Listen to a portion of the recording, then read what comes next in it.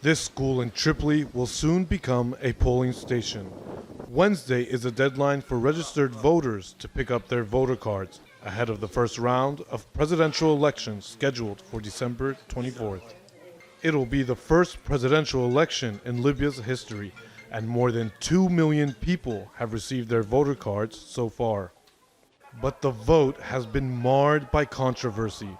Some say holding presidential elections without a constitution will only plunge the country into further violence. This crowd has gathered in front of the Election Commission headquarters, calling for the vote to be postponed until a constitutional referendum takes place. Without a constitutional foundation in any nation in the world, you cannot conduct a proper and neutral and just election. This is ABCD. It is the very beginning lesson in democracy.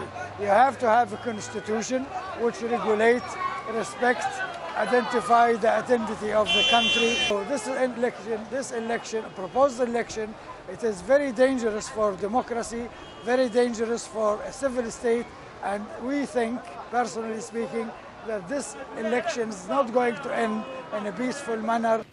Libya has been engulfed in violence and political division since the revolution that toppled Muammar Gaddafi in 2011. With warlord Khalifa Haftar controlling the oil-rich region of eastern Libya, and the internationally recognized government of unity in the west, led by Prime Minister Abdelhamid Dbeibeh. Both men are among scores of candidates running in the elections. Across Libya, people have mixed feelings.